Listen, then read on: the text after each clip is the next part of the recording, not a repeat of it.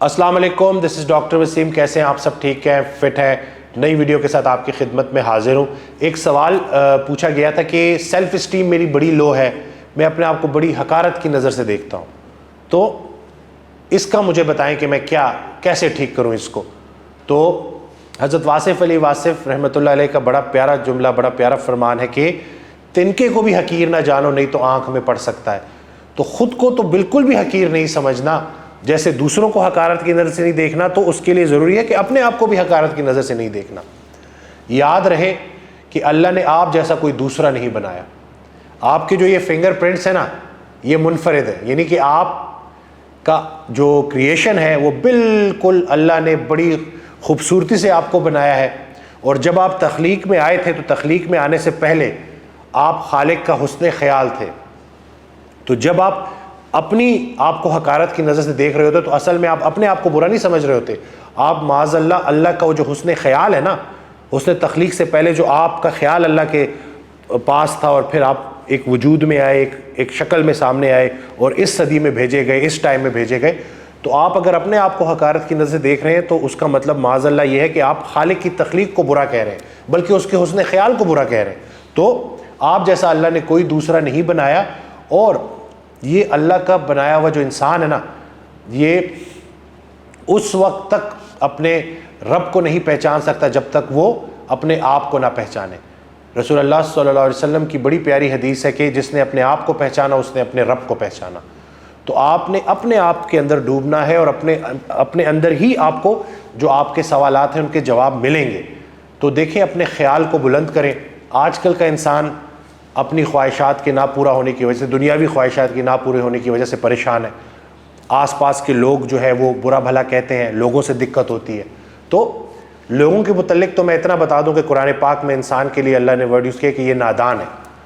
تو نادانوں کے ساتھ گزارا کرنا ہی دانائی کہلاتی ہے. اگر آپ خود کو دانا سمجھتے ہیں اور دوسروں کو نادان سمجھتے ہیں تو آپ کی وہ دانائی کس کام کی جو آپ کو نادانوں کے ساتھ گزارا کرنے پہ نہیں جو ہے رضامند کر رہی، اور آپ نے ساروں کو ملٹیپلائی بائی زیرو کر دیا.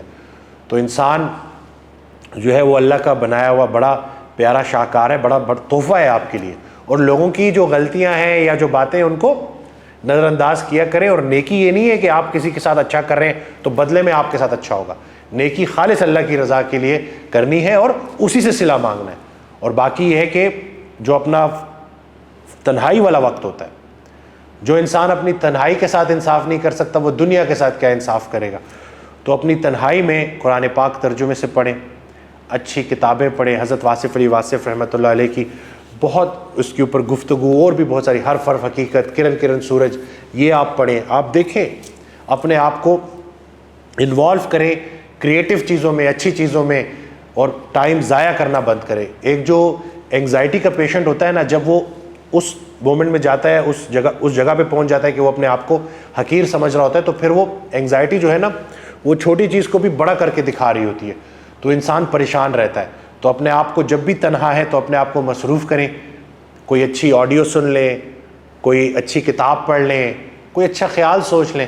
ایک واقعہ حضرت واصف علی واصف رحمۃ اللہ علیہ نے اپنی آڈیو میں بیان کیا کہ ایک شاہین اور ایک کرگس جو ولچر جو ہے مردار کھاتا ہے، تو وہ اور شاہین اور کرگس ایک ساتھ اڑ رہے تھے. اور شاہین اپنی بلند خیالی کی باتیں کر رہا تھا کہ دیکھو یہ شفق، دیکھو یہ سورج، دیکھو یہ اللہ کے کمالات دیکھو.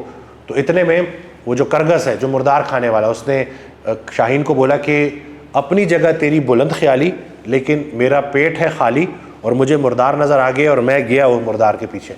تو ہمیں یہ مردار نظر آنا، یہ دنیا جو ہے نا، یہ کھیل تماشا ہے. یہ ہمیں جب نظر آنا بند ہوگا تو ہمارا خیال بلند ہوگا. ہم اپنی دنیاوی پرابلمز کو لے کے اتنا الجھ گئے ہیں کہ ہم اللہ کو بھول گئے. تو خیال کو بلند جب آپ کریں گے نا، انگزائٹی جو ہے وہ خیالات کی بیماری ہے، اور چھوٹے خیالات چھوٹی پریشانیوں کو بڑی پریشانی بنانے کی بیماری ہے.